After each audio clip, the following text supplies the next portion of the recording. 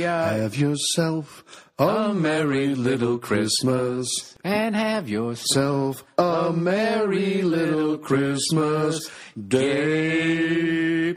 What can I'm going to go into press junket here. Okay, What can people look forward to seeing here with the new Anchorman? Or no, I don't want to give away anything. Okay. And here's the deal. Have you seen it yet? No, because Okay. I'm trying to coordinate with like 5 people where we are the biggest Anchorman nerds. That's awesome. And it's like I want to go with all of them. I want to go during the day. Yeah. So there's not I want to be able to hear every joke. Mm-hmm. And I personally, I want to see it a good 3 times before I buy it on Laserdisc, DVD, and all that. Yeah. Dude, when we were doing that, when you saw us in Atlanta, we must have watched that movie like 5 fucking times. It's like our what's that? Mr. Smith Goes to Washington. Yeah. That's like our movie. It was me, Jason Lawhead, the dude you hugged, and Paul Verzi, my buddy from New York. You got to meet him, man. Great guy and a hilarious guy. And we would just pop that thing in. And it's just good jokes. Oh, the second they get made Frank Sinatra look like a hobo. We were just sitting like we might as well have been in our pajamas watching it. So awesome. I'm so fucking excited to see this movie. I'm so happy for you guys that they able. I remember I asked for years. I'm like, why the fuck aren't they doing another one? And you were like, I remember you going like, the script is written, and what is it? Because everybody downloads stuff now. Like, why did it take so long? Oh no, for a couple of reasons. First of all, because Adam and Will weren't keen on doing sequels. Okay, I understand that. And then the movie wasn't a hit. It only made $85 million domestically. It's a modest hit, so that there was no demand from the studio. Like, let's get more money. Wait, it made 85 at only. The box office? Yeah, which is not huge. Then a hit's $100 million. Then you're like, okay, let's make another $100 million. Well, what did it cost to make? That one cost $24 million, and then they figure they spent $20 million to market it, so that's $46 million. All right, let's bring it to regular people. Yeah. Regular people numbers. If somebody put $240 down at the track and then they left with $850, they'd be pretty psyched. Right. They'd be buying drinks for people. And they would definitely say, hey, let's do this again. I like this. The problem is they put down how much? $240. Put it $240, then you made $241. That was more like it. Because you only get half the revenue from the you also you put $48 down. All right, slow down. $44 down. So it's $24 million to make the movie. Then grosses. Yes. Then $20 million to advertise the movie. So now it's $46 million you spent on this movie. Now the movie makes $85 million at box office. The studio gets half of that. Okay. So they're still in the red. So you still walk with $200. Right. $200. Well, 200 in your world is $20 million. No. They get half of the 85. So they only made 43. So they're actually How is only making $43 million back? Because then you broke even. That's all they did. Oh, with the advertising. Yeah. You spent $20 million on advertising, prints and advertising. So the real cost of the movie was $46 million or $44 million. So they didn't get a huge profit. So do you really just have to be a crook to somehow get over the bar? Well, no. What happens is how do you make money? If they make $100 million, now they've made $25 million, and they're happy. So they are just looking to make their $25 million. Yeah, it's all a business. Okay. Nobody cares about if it's good or not. Did I make money? And I don't blame them. They're in a business. So I've always said that. But what happened later then was DVD sales and cable reruns. It became a hugely popular movie. And after about 6 years ago, it became this thing like, wow, something's going on with this. When you saw the T-shirts and the quoting everywhere in pop culture, it went away. Now, who got the money on that? Oh, Paramount. So it's their property. Oh, so they made all. Wait, so the guys that you're talking about didn't make any money. You're saying that's Paramount didn't? Initially. Okay, all right. So then it was clear like there's something here. Then people were like, anytime I'd go on a press junket or Steve or Will or Paul, your movie. What about Anchorman 2? It became this cult phenomenon, which became a pop culture phenomenon. Like you couldn't ignore. There's a big thirst for this picture. And then the studio picked up on it. And then whatever it was 2 years ago, they weren't planning on doing it, but then they had something fall out of their schedule. And so Adam and Will approached them again. They said, yeah, let's do it. And there was a little haggling over the budget, and then because they. So did the 4 of you ever get on the phone? If there's a possible 4-way phone call, was there any like?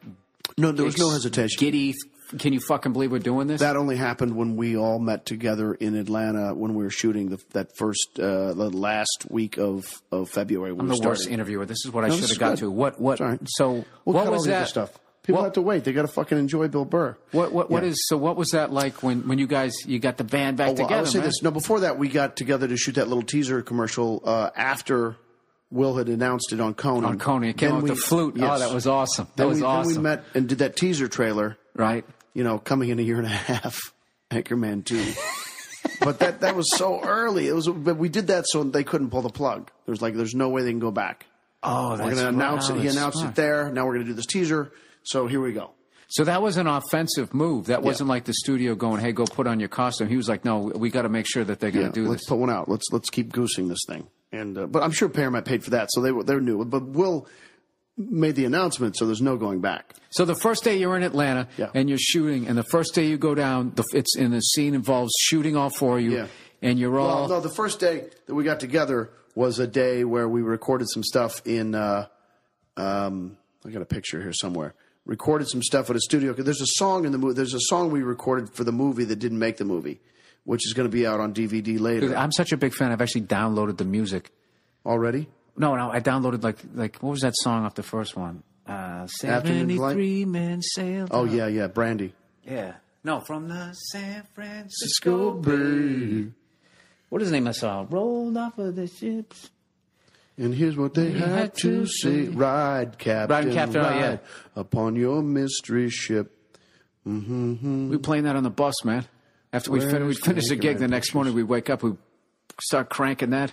I don't know. I took so many pictures off this phone. I had a picture of us the first day we got together and recorded. It was 9 years later. It was amazing. Sorry, I can't find it, but it was, Adam and Judd and Will, Paul, Steve, and Christina, myself. And that was like, wow, here it is again. That's nice. Finally. What I was getting at, the first time you guys were you dressed up in character and you had the cowboy hat. The day that we shot that little Steve teaser. Carell does that thing where he doesn't move his arms, how they're straight down. Right. That blew me away when you let me come down that day.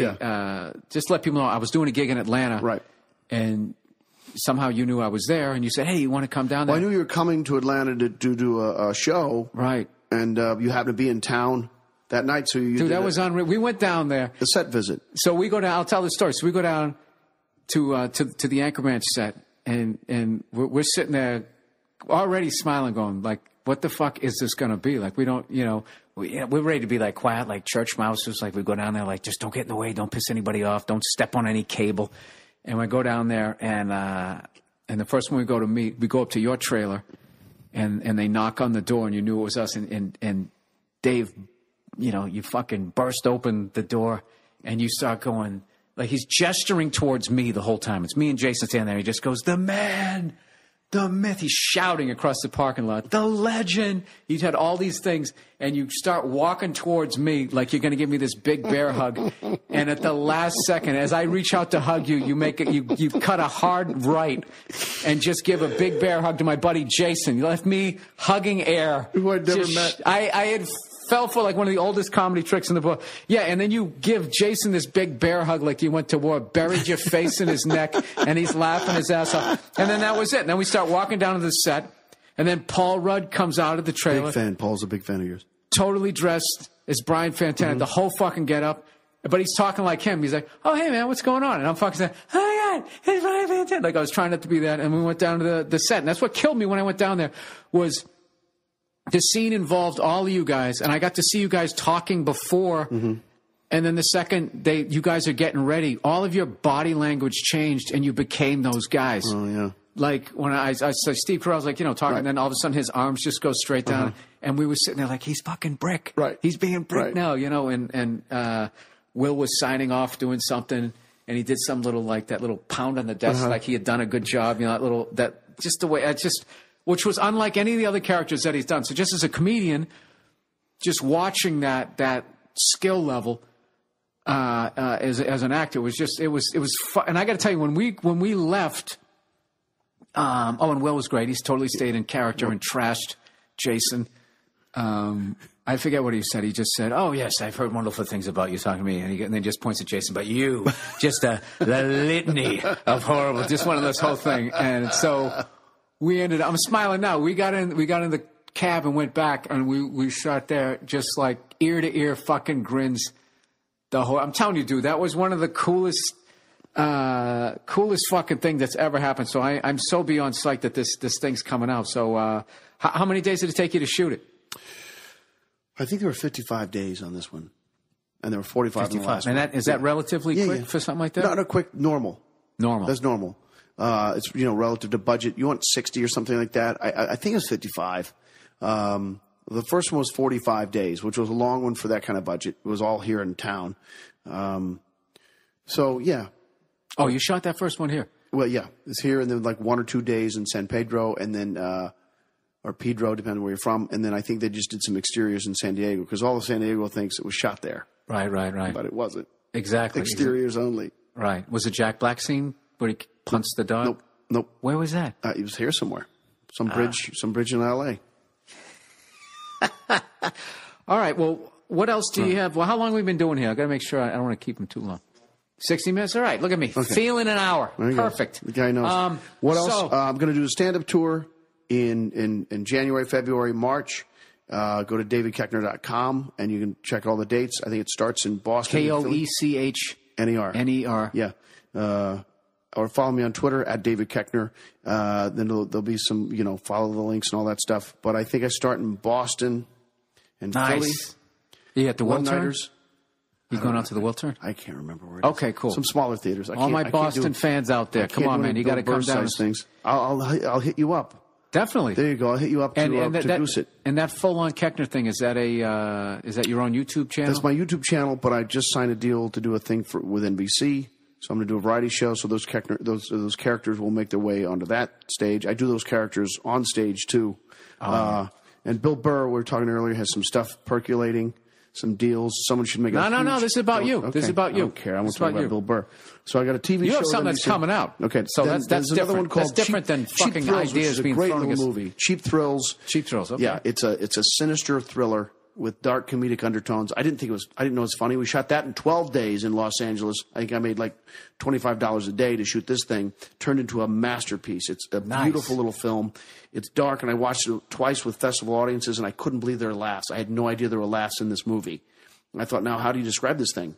I thought it was this thriller, right? But now it's one of the darkest comedies you'll ever see. Awesome. And so where can people see it? Well, it's going to be out in March. And it was called Cheap Thrills. Cheap Thrills. Yeah, so I'm excited about that. All right, in your back catalog, what's your favorite movie thing that you did? That didn't get the attention you felt it did, just to steer some people to something probably cool. Extract. I got to play this character in Extract, which is a Mike Judge film, of this nebbish neighbor that just tortures Jason Bateman. Thank you. I kept thinking Reitman. Jason Bateman, and it was so much fun. I could do that for 10 years. Oh, cool. Yeah, just this neighbor that's a nudge, and you're like, oh God. And is that up on Netflix or anything? Yeah, sure, it'll all be up there. And there's a thing that happens to him badly in the end, and the audience applauds. Oh, the guy, he's so annoying. Now that's got to make you feel like you did your job when you go to the premiere. Like, they hated me. All right. Yeah, absolutely hated him. All right. Well, listen, man. This is the first interview here at the brand new All Things Comedy Studios. And have yourself a merry little Christmas, boy.